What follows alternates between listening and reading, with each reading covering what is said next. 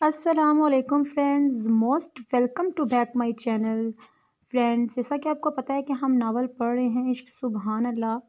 پتہ نہیں اس ناول پہ مجھے ویوز کیوں نہیں آ رہے۔ ناول تو بہت انٹرسٹنگ ہے، بس ہاں اداکاراؤں کی تو بہت ہی تعریف کی ہوئی ہے اوف اللہ۔ ہر 2 لائن کے بعد جو ہے نا وہ ان کی تعریف ہو رہی ہے۔ مطلب ایک بار میں ہمیں پتہ چل چکا ہے نا کہ وہ پیارے تھے، بہت ہی زیادہ پیارے تھے، اوور پیارے تھے، تو بار بار بیان کیا گیا۔ بس باقی تو ناول بہت اچھا ہے، بس تھوڑا لٹکایا ہوا ہے ناول کو نا، لیکن باقی ناول انٹرسٹنگ ہے۔ آپ سب کو بھی پڑھ کے سن کے اچھا لگا ہوگا۔ اپنی کمنٹ کر کے اپنی نا رائے کا اظہار ضرور دیا کریں، تاکہ ہمیں پتہ چلے کہ جو ناول ہم پڑھ رہے ہیں آپ سب کے لیے اتنی محنت سے پڑھتے ہیں تو وہ آپ کو پسند آتا بھی ہے کہ نہیں آتا۔ ٹھیک ہے، اپنی کمنٹ کا اظہار ضرور کیا کریں، اور ساتھ ساتھ نیو ناول بتاتے رہے تاکہ نیکسٹ بھی ہم تیار ہیں کہ ہم نے کون سا ناول ریڈ کرنا ہے۔ اوکے، تو ہم اپنا ناول سٹارٹ کرتے ہیں۔ وائٹ سماہر بیگم نے جو نیوز اسے دی تھی، اس کے بعد ظاہر کا اب وہاں رکنے کا جواز ختم ہو گیا تھا۔ اس کی عزیز جان مومی زندگی اور موت کی جنگ لڑ رہی تھی۔ انہیں شدید قسم کا ہارٹ اٹیک ہوا تھا اور ان کی زبان پر صرف اس کا نام تھا۔ وہ پچھلے 3 سال سے اور 5 مہینوں سے جس جیت کے لیے سرگرداں تھا وہ بس کچھ ہی قدم کے فاصلے پر تھی، مگر بھلا وہ اس کی قسمت کا جو ایک بار پھر سے اسے دگا دینے کو تیار کھڑی تھی۔ مگر اس بار اسے کوئی دکھ نہ تھا، بات اس کی ماں کی تھی جن سے بڑھ کر اس کے لیے کچھ نہ تھا۔ ویسے بھی وہ یونی کا نمبر 1 اسٹوڈنٹ تھا، اسے یونی کے نام سے کوئی فرق نہیں پڑنا تھا۔ اسے پڑھنا تھا، وہ چاہے لندن یونیورسٹی سے پڑھتا یا سواج یونیورسٹی سے۔ اس ریس کا وہ بہترین کھلاڑی تھا، وہ محنت پر یقین رکھتا تھا، اور بے شک اللہ محنت کرنے والوں کو کبھی مایوس نہیں کرتا۔ کامیابی بے شک اس کا مقدر تھی۔ پھر اسی شام اس نے ایک فیصلہ لیا تھا، بے شک وہ فیصلہ اس کی زندگی کے اس اہم مقصد کے لیے بہت غلط بھی ثابت ہو سکتا تھا، مگر اب اسے اس بات سے کوئی پرواہ نہ تھی۔ اس نے جلد از جلد اپنے سورسز استعمال کرتے ہوئے اپنا مائگریشن سوات یونیورسٹی میں کروایا تھا، اور اسی رات صرف اپنے اہم اسٹوڈنٹس کے لیے باقی سب کچھ جیسے کا تیسا چھوڑ کر پاکستان آنے والی پہلی فلائٹ لیتا وہ لندن کو خیر آباد کہہ گیا تھا۔ یہ شام 6 بجے کا وقت تھا جب وہ سو کر اٹھی تھی۔ فرقان خان کے جانے کے بعد سماہر بیگم اور شیروز خان اس سے ملنے آئے تھے۔ سماہر بیگم نے اسے بات پکی ہونے پر رسم کے طور پر نیک دیا تھا۔ ذروا بے تاثر چہرہ لیے بیٹھی تھی، جبکہ سبھی نے اسے دل سے مبارکباد پیش کی تھی۔ اس نے ہلکی سی مسکراہٹ کے ساتھ مبارکباد وصول کی تھی۔ سائم ظاہر کی وجہ سے اداس تھا، مگر اسے زوریز بھی ظاہر کی طرح ہی عزیز تھا۔ اسے فی الحال وہ بھی صرف ذروا کی خوشی میں خوش تھا۔ مشال نے ایک بار بھی اس کے پاس آنے کی زحمت نہ کی، جبکہ عافیہ کافی دیر تک اس کے پاس بیٹھی رہی تھی۔ اس نے ہلکی ہلکی باتوں کے درمیان ذروا کو کھانا اور سکون کے لیے میڈیسنز دی تھیں، جنہیں کھاتے ہی ذروا سو گئی تھی۔ اس کی آنکھ کھلی تو گھڑی شام کے 6 بجا رہی تھی۔ دوپہر کا ہر منظر اس کی آنکھوں میں گھوم گیا تھا۔ سب کے دماغ میں کسی کا وہی سرد لہجہ شدت سے گونجنے لگا تھا۔ اف، تم کیوں میرا پیچھا نہیں چھوڑ دیتے خان؟ تم مجھے کیوں ٹھکرا چکے تو کیوں بار بار میرے ذہن میں تمہارا خیال آتا ہے؟ میں خود کے آگے بھی شرمندہ ہو جاتی ہوں۔ ذروا نے کرب سے آنکھیں بند کر کے کھولی تھی۔ سوچوں میں ڈوبے ہوئے ہی بے دہانی میں اس کی نظر گھڑی پر گئی تھی۔ او مائی گاڈ، میں اتنی دیر تک سوئی رہی ہوں؟ ذروا نے سوچتے ہوئے سر پہ ہاتھ مارا تھا۔ میری نماز بھی قضا ہو گئی۔ اف خدایا، وہ فوراً بیڈ سے اٹھی تھی۔ اس نے ایک نظر آئینے میں نظر آتے اپنے عکس پر ڈالی تھی۔ بکھرے ہوئے بال، بے ترتیب حلیہ، رونے کی وجہ سے سرخ ہوتی آنکھیں، شکن زدہ لباس، یہ ذروا خان تو نہ تھی؟ ذروا نے کچھ سوچتے ہوئے کپ بورڈ سے اپنا ہینگ ہوا سوٹ نکالا تھا۔ کچھ ہی دیر بعد وہ اسکائی بلو کلر کی گھٹنوں تک آتی شرٹ اور ٹراؤزر میں فریش ہو کر واش روم سے باہر آئی تھی۔ وہ اب آئینے کے سامنے کھڑی اپنے سنہری بالوں کو برش کر رہی تھی۔ اس نے اس کام سے فارغ ہو کر جلدی سے نماز کے اسٹائل میں دوپٹہ اوڑھا تھا اور قضا نماز کی نیت باندھی تھی۔ وہ ابھی سجدے میں ہی تھی کہ اس کے روم کا ڈور نوک ہوا تھا۔ جواب نہ ملنے پر دروازہ مسلسل بج رہا تھا۔ یقیناً باہر موجود شخص کچھ زیادہ ہی ڈھیر تھا۔ پھر اچانک دروازہ بجنا بند ہوا تھا۔ ذروا نے سلام پھیر کے دعا کے لیے ہاتھ ہی اٹھائے تھے کہ زوریز خان نہایت ہی آرام سے اس کے روم میں داخل ہوا تھا اور مزے سے صوفے پر بیٹھ گیا تھا۔ اسے دیکھ کر ڈھیٹ کہنے والی بات کچھ غلط بھی نہ تھی۔ آپ یہاں؟ اس نے جیسے ہی دعا مانگ کے چہرے پر ہاتھ پھیرا تو اب دائیں کی جانب موجود شخص کو دیکھ کر اس کے ہوش اڑے تھے۔ وہ فوراً جائے نماز کے طے کرتی اٹھ کھڑی ہوئی۔ ذروا پچھلی بار کی بات یاد کرتے ہوئے گھبرا گئی تھی۔ میں صرف تمہاری طبیعت پوچھنے آیا ہوں، اس لیے تمہیں پریشان ہونے کی ضرورت نہیں، my dear wife to be. Zoraiz بھی اسے کھڑی ہوتے دیکھ دلکشی سے کہتا اس کے قریب آیا تھا۔ پلیز آپ۔ ذروا نے کچھ کہنے کے لیے لب واک کیے تھے کہ زوریز نے انتہائی آرام سے اس کی بات کاٹ دی تھی۔ کیسی ہو سویٹی؟ بلو جینس پر وائٹ شرٹ اور ریڈ لیدر کی جیکٹ پہنے، ایک ہاتھ پاکٹ میں ڈالے اس کے آئین سامنے کھڑا، اس کے نظروں کے حصار میں لیے گمبھیر لب و لہجے میں نرمی سے پوچھتا اسے حیران کر گیا تھا۔ مگر ذروہ کی سوئی تو ابھی ایک لفظ پہ اٹک گئی تھی۔ میں ٹھیک ہوں، پلیز مجھے ایسے ناموں سے مت پکارے، ذروہ نے نگاہیں جھکائے آہستہ سے کہا تھا۔ اس کی بات پر زبریز کا جاندار قہقہ گونجا تھا۔ ذروہ نے اسے عرصے بعد اسے یوں ہنستے دیکھا تھا۔ وہ ہونک سے اسے دیکھ رہی تھی، گویا سوچ رہی ہو کہ کہیں یہ پاگل تو نہیں ہو گیا۔ زبریز آہستہ آہستہ چلتا ہوا بالکل اس کے قریب آ کے رکا تھا۔ کیا سوچ رہی ہو؟ یہی نہ کہ میں پاگل تو نہیں ہو گیا؟ زبریز سنجیدگی سے پوچھ رہا تھا، مگر آنکھوں میں شرارت رقصاں تھی۔ میں ایسا کچھ نہیں سوچ رہی، پلیز آپ یہاں سے جائیے ورنہ میں… ذروہ کافی پہلے کئی بات دہرانے والی تھی، مگر زبریز نے اچانک اس کی بات اچکی تھی۔ ورنہ کچھ نہیں، میں بلوشہ بمانی سے اجازت لے کر تم سے ملنے اور تمہاری طبیعت پوچھنے آیا ہوں۔ وہ اس کے سندر چہرے کو نگاہ کی زد میں لیے بول رہا تھا۔ میں بتا چکی ہوں آپ کو، میں ٹھیک ہوں، اب آپ جائیے یہاں سے۔ ذروہ نے قدرے درشت لہجے میں اسے دو ٹوک جواب دیا تھا۔ کچھ پل کو تو زبریز کا چہرہ مارے بےعزتی کے سرخ ہوا تھا، مگر پل بھر میں وہ خود کو کمپوز کر چکا تھا۔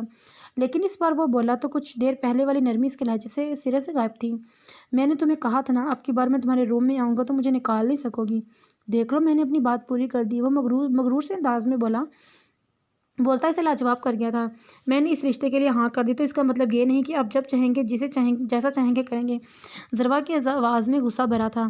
تو کیا کر لوں؟ تو کیا میں کر تو بہت کچھ سکتا ہوں، مائی وائف ٹو بی، وہ کہتا ہوا 2 قدم آگے آیا تھا۔ ذروہ غیر محسوس انداز میں پیچھے ہٹی تھی۔ بٹ میں فی الحال یہاں سے جا رہا ہوں، مگر یہ بات اب تم اپنے دماغ میں بٹھا لو کہ تم اب میری ہو، سمجھی؟ زبریز حاکمانہ سے انداز میں کہتا ذروہ کو سہما گیا تھا۔ اس سے پہلے کہ ذروہ کچھ کہتی، زبریز کا موبائل وائبریٹ ہوا تھا۔ میں ابھی تو جا رہا ہوں، بٹ بولنا مت، تم اب زبریز خان کی ہو۔ زبریز موبائل چیک کرتے ہوئے اسے وارن کرنے کے انداز میں بولتا وہاں سے چلا گیا تھا۔ یا اللہ، یہ تو پہلے اتنے بدتمیز تھے، اب تو کچھ زیادہ اوور ہو گئے ہیں۔ یہ میں کہاں پھنس گئی؟ اس کے جانے کے بعد ذروہ نے کوفت سے سوچا تھا اور سر پکڑ کے بیٹھ گئی تھی۔ ذروہ خان، تم نے مجھ سے میری محبت چھین لی نا آخر؟ مجھے اس بات کا تو ڈر تھا، بچپن سے وہ تمہارے آگے پیچھے گھومتا آیا تھا اور اب تو تم نے اسے بالکل اپنا بنا لیا ہے۔ وہ تم سے شادی کرنے والا ہے، مگر کیوں؟ کہیں وہ تم سے محبت… نہیں، ایسا نہیں ہو سکتا۔ تب تم صرف میرے ہو، مشال حزینی انداز میں چیخ رہی تھی۔ یہ تو شکر تھا کہ ساؤنڈ پروف وال تھا، جس کی بدولت اس کی آواز اس کے روم تک ہی محدود تھی، مگر اس میں کیوں نہیں دکھی؟ میں اسے تب سے بے انتہا چاہتی آ رہی ہوں، جب میں محبت کا لفظ مطلب بھی نہیں جانتی تھی، مگر تم نے میری بچپن کی محبت مجھ سے چھین لی۔ اب میں تمہاری ہر خوشی تم سے چھین لوں گی۔ سنا تم نے، میں تم سے اتنی نفرت کرتی ہوں کہ میرا بس چلے تو میں تمہارا وجود ہی مٹا دوں، سمجھی تم؟ وہ چلاتے ہوئے اپنے روم کی ایک ایک چیز کو زمین بوس کر چکی تھی، گویا ان بے جان چیزوں پر ان کا اپنی ناکام محبت کا غصہ اتار رہی ہو۔ اس کے روم کی حالت دیکھ کے اس کے اندر اٹھتے طوفان کا اندازہ لگایا جا سکتا تھا۔ وہ صرف ذروہ کی تباہی چاہتا تھا، مگر کیا قسمت پھر سے کوئی کھیل کھیلنے والی تھی؟ وقت کی لگام کس کے ہاتھ آنے والی تھی؟ وہ اور کون محبت کا سکندر کہلاتا؟ یہ تو صرف کاتب تقدیر ہی جانتا تھا۔ وہ مالک بے شک کسی کی دعاؤں کو رائگاں نہیں جانے دیتا، مگر صبر کرنے والے ہی منزل تک پہنچتے ہیں۔ کہاں لے جائے گی یہ محبت ہمیں؟ پھر بھی اے دل فاز برصبرن جمیلاً۔ یہ رات 10 بجے کا وقت تھا۔ اسے یہاں آئے ایک پوری رات اور ایک دن گزر چکا تھا، مگر یہاں آنے کے بعد بھی وہ بے سکون تھا۔ پچھلی پوری رات وہ سو نہ سکا تھا۔ اسے کچھ سمجھ نہیں آ رہا تھا اور آخر کیوں اتنا بے چین ہے۔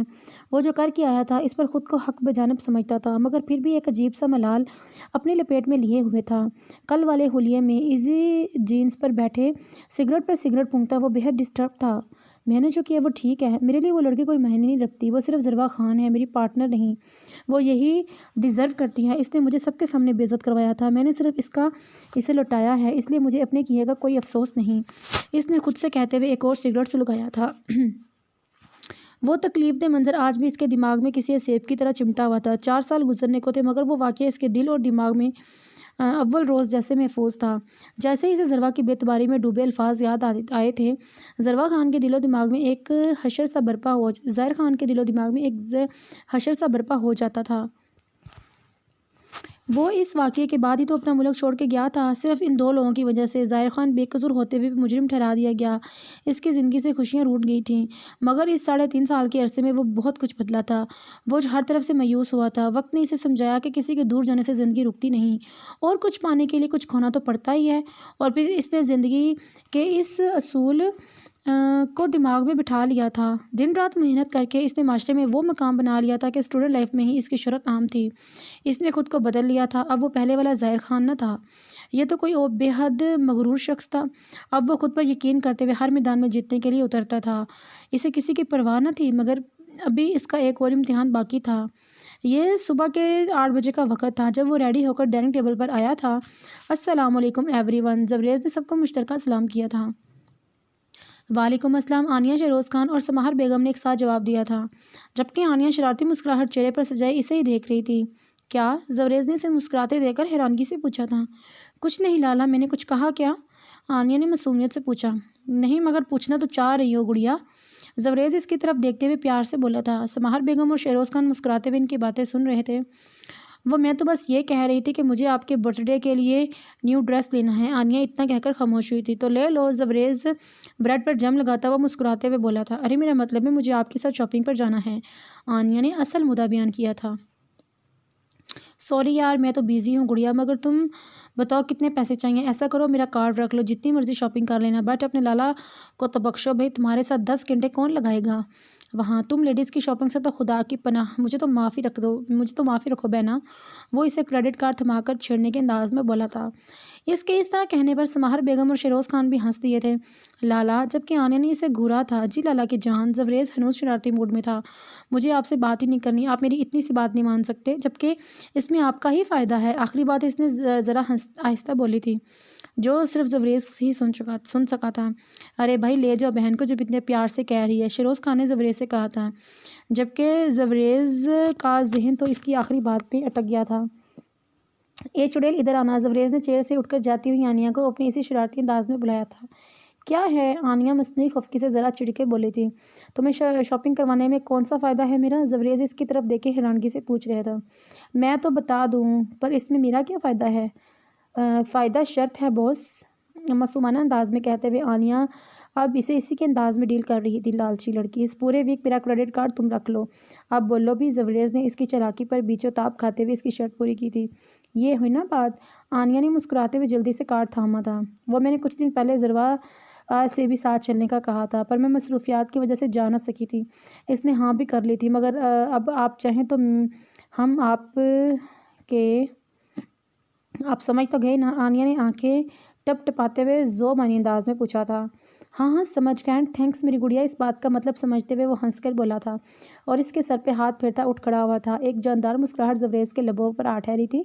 کیا باتیں ہو رہی تھی بہن بھائی کے بیچ؟ ہمیں بھی تو بتاؤ، سماہر بیگم نے مسکراتے ہوئے پوچھا تھا۔ بھائی موم، یہ سیکرٹ ہے، یہ ہم آپ کو نہیں بتا سکتے، آنیہ منمنائی تھی، جبکہ زبریز کنی کترا کر وہاں سے نکل گیا تھا۔ اچھا بھائی، مرضی آپ کی، بس ہمارے بچے خوش رہیں یہی بہت ہے ہمارے لیے، شہروز خان ہنستے ہوئے بولے تھے۔ آنیہ ان سے اجازت لیتی زبریز کے پیچھے بھاگی تھی، جو کہ باہر اپنی گاڑی میں موجود تھا۔ تھینکس گڑیا، تم نے بچا لیا، ورنہ موم کے سوالوں کا جواب اوف۔ اس کے گاڑی میں بیٹھتے ہی زبریز ہنستے ہوئے بولا تھا۔ بس لالا، یہ تو میرا فرض تھا نا؟ آنیہ نے فرضی کالر اکڑائے تھے۔ او فرض کی لگتی، یہ اس کارڈ کا کمال ہے جو کچھ دیر پہلے آپ مجھے معصوم سے ہتھیا چکی ہیں۔ زبریز اسے چڑھاتا ہوا بولا تھا۔ ہاں ٹھیک ہے، اب چلے بھی، مجھے یونیورسٹی کے لیے لیٹ ہو رہا ہے۔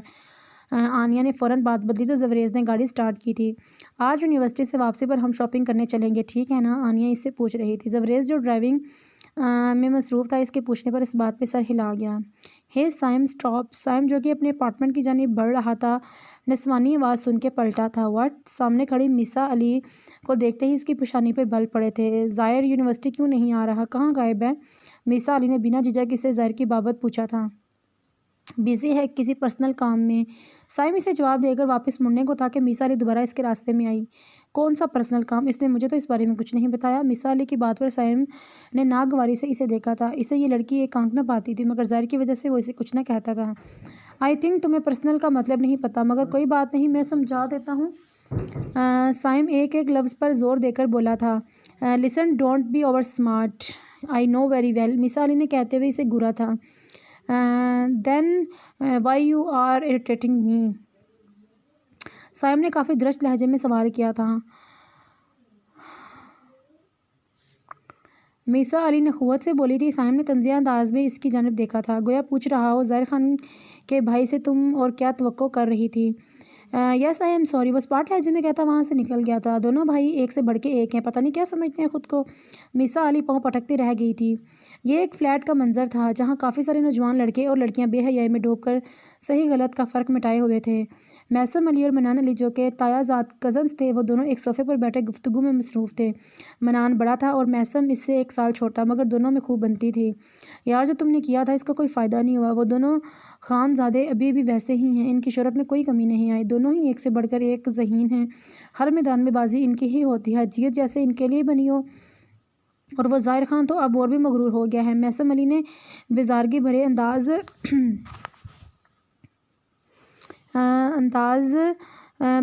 انداز میں منان علی سے کہا تھا، میں نے یہ سب ان کی دوستی توڑنے کے لیے کیا تھا۔ بے وقوف جو کہ 4 سال پہلے بہت بری طرح ٹوٹ چکی، اور جب تک وہ ساتھ تھے ان کا کوئی کچھ نہیں بگاڑ سکتا تھا، مگر اب بھی جب چاہوں انہیں راستے سے ہٹا سکتا ہوں۔ اور میں نے یہ سب اس لیے نہیں کیا کہ میں ان سے کم ذہین ہوں یا کم طاقتور۔ اس کی بات سن کر منان علی تلملا گیا تھا، اس لیے کافی غصے سے بولا تھا۔ میسم علی نے اس کی بات سن کے مکس سر ہلانے میں اکتفا کیا تھا، مگر تم نہ ہوتے تو وہ کام بھی ادھورا تھا میرے یار۔ آخر کو یہ تمہارا ہی تو کمال تھا، تم نے ہی تو وہ بیان ریکارڈ کروایا تھا۔ ظاہر خان کی آواز نکال کر منان علی نے کمینگی سے ہنستے ہوئے اسے آنکھ ماری تھی۔ اس کی بات سن کے میسم علی بھی ہنس دیا تھا۔ میسم علی کو شروع سے ایکٹنگ کا شوق تھا، وہ کسی بھی آواز کی میمکری بنا لیتا تھا۔ اس نے ہی ظاہر خان کی آواز میں وہ جرم قبول کیا تھا جو کہ ظاہر خان نے کیا ہی نہ تھا، بلکہ وہ تو آج تک اس قصے سے ہی بے خبر تھا۔ مگر جب بہت جلد آگاہی کا دورہ ہونے والا تھا، ساری گتھیاں سلجھنے والی تھیں، کیونکہ جو لوگ دوسروں کا برا چاہتے ہیں اللہ ہی ان کا بہترین فیصلہ کرتا ہے، اور بے شک اس رب کی پکڑ مضبوط ہے۔ وہ کہتے ہیں نا تمہارا رب بھولنے والا نہیں ہے۔ تو بس اس کے انصاف کا وقت بھی نزدیک تھا۔ یہ شام کا وقت تھا جب وہ گمسم سی لاؤنج میں بیٹھی تھی۔ اس وقت بلوشا بیگم لاؤنج میں انٹر ہوئی تھی۔ ارے ضروا بچے ایسی کیوں بیٹھی ہو میری جان؟ وہ فوراً اس کے قریب آئی تھی۔ کچھ نہیں تائی جان، بس یوں ہی۔ ضروا نے پھیکی سی مسکراہٹ کے ساتھ جواب دیا تو بلوشا بیگم کا دل کٹ گیا تھا۔ بیٹا تم اس رشتے سے خوش تو ہو نا؟ انہوں نے اس کے بالوں میں ہاتھ پھیرتے ہوئے پیار سے پوچھا تھا۔ جی میں خوش ہوں، یہ بابا کا فیصلہ ہے، مجھے ان کا ہر فیصلہ منظور ہے، ضروا نے مطمئن کیا تھا۔ میں جانتی ہوں میری جان تم فرما بردار ہو، اللہ تم جیسی بیٹی ہر ماں باپ کو دے اور تمہاری زندگی خوشیوں سے بھر دے، آمین۔ بلوشا بیگم نے اس کی پیشانی چومتے ہوئے اسے دل سے دعا دی تھی۔ شاید یہ وقت قبولیت تھا، مگر میں تم سے بہت شرمندہ ہوں ضروا، میرے نافرمان بیٹے کی وجہ سے میری بچی کو اتنی تکلیف پہنچی ہے۔ بلوشا بیگم کا لہجہ اداسی لیے تھا۔ ارے تائی جان، مائیں بس دعا دیتی اچھی لگتی، شرمندہ ہوتی نہیں، ضروا کہتی ہوئی ان کے کندھے سے لگی تھی۔ ہماری زنیرہ کی نشانی ہو تم، وہ بھی تم جیسی ہی تھی، کسی کا بھی دل نہیں دکھا سکتی تھی، ہر کسی کے ساتھ مخلص اور پیار بانٹنے والی۔ انہوں نے نرمی سے اس کے بالوں میں انگلیاں پھیرتے ہوئے پیار سے کہا تھا، پتہ ہے جب تم مکس 1 دن کی تھی تب ہی میں نے اور تمہارے تایا جان نے تمہیں زنیرہ اور فرقان لالا سے مانگ لیا تھا۔ تم بچپن سے ہی میرے ظاہر کے نام کر دی گئی تھی، یعنی تم پچھلے 20 سال سے ظاہر کی منگ تھی، مگر قسمت کو شاید کچھ اور ہی منظور تھا۔ وہ اب دکھ سے اسے پرانی باتیں بتا رہی تھی۔ ضروا ان کی باتیں سن کے شوق میں تھی، جبکہ لانچ میں گزرتے سائم کا دماغ تو بس ان کے ایک جملے پر اٹک گیا تھا، اس کی سب سے پیاری دوست ضروا اس کے جان سے پیارے لالا کی منگ ہے۔ وہ بنا کچھ سوچے اپنے روم کی جانب دوڑا تھا۔ اسے اب ایک انتہائی اہم کام انجام دینا تھا، اسے ظاہر کو کال کرنی تھی، شاید اس کی ایک کال بہت سی زندگیاں بدل دیتی۔ ہیلو زیڈ کے، ویئر آر یو؟ 5 سے 6 بیل پر آخر کار مانی کی کال اٹھا لی گئی۔ ناٹ یور میٹر، وہ اپنے اسی مغرور لہجے میں بولا تھا۔ مانی پیچھو تاب کھا کر رہ گیا تھا۔ میں نے صرف یہ پوچھنے کو کال کی تھی کہ تم آج کلب آ رہے ہو؟ اس نے فوراً مطلب کی بات کی تھی۔ نو، زیڈ کے نے صرف اتنا کہنے پر اتفاق کیا تھا۔ But why? مانی نے سوال کیا تھا۔ آئی am not obliged to answer you، اس نے کہتے ہی کال کاٹ کر دی۔ بلیڈی، مانی نے اسے گالیوں سے نوازا تھا۔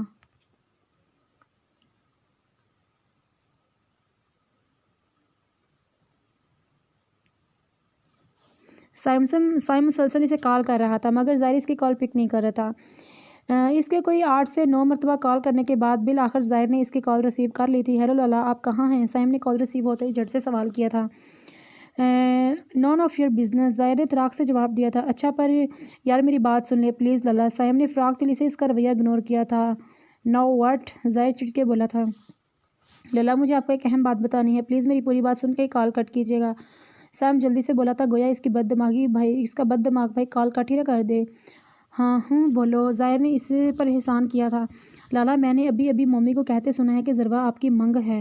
سائم بول کر کچھ دیر کے لیے رکا تھا۔ اس کی بات سن کے ظاہر کو جسے شوق لگا تھا۔ "What are you in your senses?" ظاہر نے غصے میں پوچھا تھا۔ اسے لگا سائم سے مذاق کر رہا ہے۔ "میں بالکل ہوش میں ہوں لالا، اور یہ بات بالکل سچ ہے۔ اب آپ ہوش میں آئیے اور اپنی انا اور ضد کو ایک طرف رکھ کے سوچیں کہ آپ کیا کر چکے ہیں۔ میں نے جو کیا وہ ٹھیک کیا۔ تمہیں میرا باپ بننے کی ضرورت نہیں، انڈرسٹینڈ؟" ظاہر چڑ کے بولا تھا۔ "یس باس، بٹ آپ کو پتہ ہے نا ہماری خاندانی روایات، تو آپ کیسے ہماری خاندانی روایات کو توڑ سکتے ہیں؟ اور کیا آپ کی غیرت یہ گوارا کرے گی کہ آپ کی منگ آپ کے سامنے کسی اور کی ہو جائے؟" سائم اسے کنونس کرنے کو مزید بولا تھا۔ "What do you mean?" اس کے آخری جملے پر ظاہر چونکا تھا۔ "کون سا مطلب؟" ظاہر نے حیرانگی سے پوچھا تھا۔ "ابھی کچھ دیر پہلے تم نے کہا وہی۔" ظاہر نے اس کی بات کا حوالہ دیا تھا۔ "یہی کہ ہماری خاندانی روایات کو کیسے توڑ سکتے ہیں؟" سائم کی بات پوری ہونے سے پہلے ہی ظاہر نے کاٹ دی تھی۔ "نو نو، ذروہ کا کسی اور کا ہونا مطلب؟ ذروہ کس کی ہو رہی ہے؟" ظاہر نے بے چینی سے پوچھا تھا۔ اس بے چینی کی وجہ وہ خود بھی نہیں سمجھ سکا تھا۔ "زوریز لالا کا پرپوزل آیا ہے ذروہ کے لیے۔ ذروہ اور زوریز لالا کی انگیجمنٹ ہونے والی ہے۔ زوریز لالا کے برتھ ڈے والے دن"، سائم نے اداسی سے اسے بتایا تھا۔ ذروہ اسے شروع سے ہی اپنے لالا کے حوالے سے عزیز تھی۔ سائم کی بات سن کے ظاہر کا دماغ گھوما تھا۔ اسے اپنی ارد گرد جیسے ایک اندیکھی آگ جلتی محسوس ہوئی تھی۔ اس کے اندر اٹھتے اشتعال کے مارے اس کی گرفت ہاتھ میں پکڑے کانچ کے گلاس پر مضبوط ہوئی تھی، جس کی وجہ سے گلاس اس کے ہاتھ میں ہی چکنا چور ہوا تھا۔ خون کی بوندیں اس کی بند مٹھی سے گرتی ہوئی زمین پر موجود قیمتی قالین پر جذب ہوئی تھی، مگر ظاہر خان کو اپنی تکلیف کی پرواہ ہی کہاں تھی۔ اس وقت تو اس کے دماغ میں جیسے آندھی کے جھکڑ سے چل رہے تھے۔ اس کی نیلی سمندر سی آنکھیں غصے کی وجہ سے سرخ ہو رہی تھی، جبکہ خوبرو چہرے پر موجود سختی اس کے ازلی غیظ و غضب کی علامت تھی۔ "لالا، آر یو اوکے؟" اس کی خاموشی محسوس کرتے ہوئے سائم نے فکر مندی سے پوچھا تھا۔ "میں تو اوکے ہوں، بٹ تمہارے زوریز لالا کی خیر نہیں اب۔ اس کی اتنی جرأت کہ وہ میری عزت کی طرف آنکھ اٹھا کر دیکھے۔ اسے اس کا حساب تو دینا ہی ہوگا۔" ظاہر کی سرد سپاٹ آواز پر سائم گڑبڑایا تھا۔ "مگر لالا، ان کا کیا قصور؟ آپ تو خود انکار۔" سائم بولتے بولتے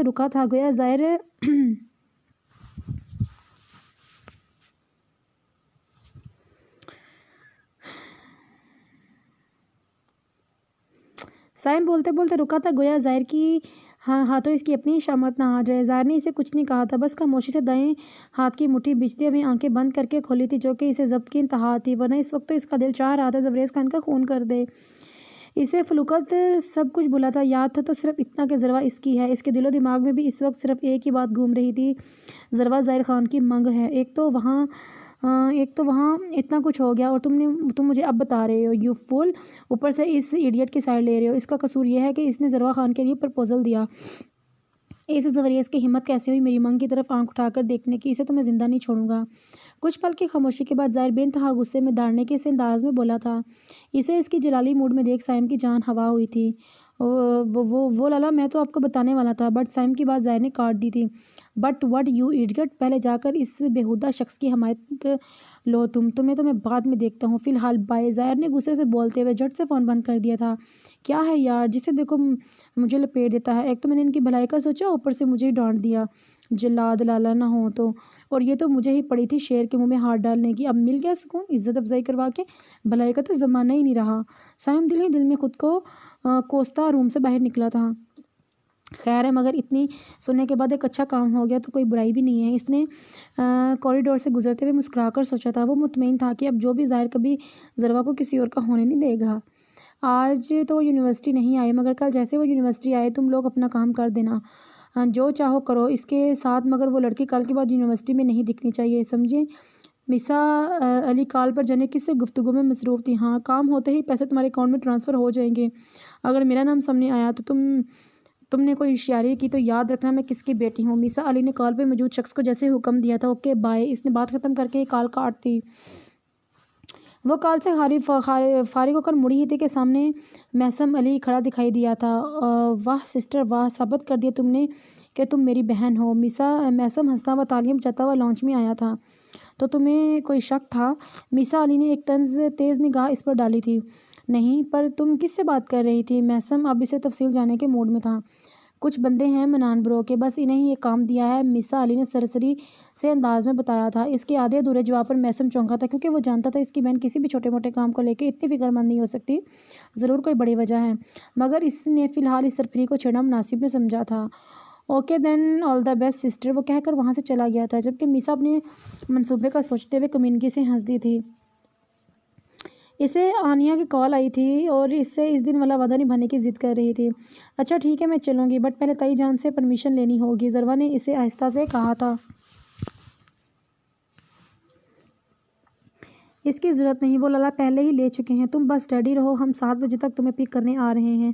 ہم پہلے شاپنگ کریں گے، پھر ڈنر کے بعد ہم ساتھ ہی ایک اچھی سی مووی دیکھیں گے۔ آنیا نے جلدی جلدی اسے پلان بتایا تھا۔ ضروا کور اس کی پہلی بات میں ہی اٹک گیا تھا۔ تو کیا وہ بھی ہمارے ساتھ جا رہے ہیں؟ ضروا نے زبریز کا نام نہیں لیا تھا۔ جی ہاں بالکل، اور اب میں کال کٹ کر رہی ہوں، 1 گھنٹے بعد ملتے ہیں، آنیا نے پرجوش انداز میں کہتے ہوئے کال کٹ کر دی تھی۔ ضروا نے بے دلی سے موبائل ایک سائڈ پہ رکھ دیا تھا۔ تو کیا اب زندگی بھر خوش رہنے کا دکھاوا کرنا ہوگا؟ ضروا نے کرب سے سوچا تھا۔ لیکن زبریز میں برائی ہی کیا ہے؟ مگر وہ کیوں چاہ کر بھی اس رشتے سے خوش نہیں ہو پا رہی؟ ضروا نے دل ہی دل میں سوچا تھا۔ اس وقت دھاڑ کی آواز سے اس کے روم کا دروازہ کھلا تھا۔ اس قدر تیز آواز پر ضروا تو ڈر ہی گئی تھی۔ ضروا نے سر اٹھا کر دیکھا تو سامنے ہی مشال کھڑی تھی، گرے کلر کا کیپری ٹراؤزر اور گرے ہی کلر کی لانگ شرٹ پہنے، پیچ کلر کا اسٹولر نما دوپٹہ گلے میں ڈالے، سرخ ہوتی آنکھیں، بکھرے ہوئے بال اور بے ترتیب سے اولیا میں وہ لڑکی ہمیشہ نقص سے تیار رہنے والی مشال خان تو نہ تھی، یہ تو کوئی اور ہی دیوانی لگ رہی تھی۔ ضروا فوراً اٹھ کے اس کے پاس آئی۔ کیا ہوا مشال، تم ٹھیک تو ہو نا؟ ضروا نے اس کے شولڈر پر ہاتھ رکھتے ہوئے فکر مندی سے پوچھا تھا۔ اس سے مشال کی یہ حالت دیکھی نہیں جا رہی تھی۔ Don't touch me selfish girl, stay away, Mishal اس کا بڑا ہوا ہاتھ جھڑکتی ہوئی ہذیانی انداز میں چلائی تھی۔ اس کے اس انداز پر ضروا حیران رہ گئی تھی۔ آخر ہوا کیا ہے مشال، تم ایسے کیوں کہہ رہی ہو؟ ضروا نے اپنے مخصوص نرم انداز میں پوچھا تھا۔ واہ ضروا خان، واہ، how innocent are you, Mishal تالیاں بجاتے ہوئے طنزیہ بولی تھی۔ ضروا شوق سے دیکھ رہی تھی۔ خود ہی سب کچھ کرنے کے بعد پوچھ رہی ہو کیا ہوا؟ تم نے مجھ سے میرا سب کچھ چھین لیا اور اب انجان بننے کا ڈرامہ کر رہی ہو؟ وہ نفرت بھرے انداز میں پھنکاری تھی۔ ضروا سن سی کھڑی تھی۔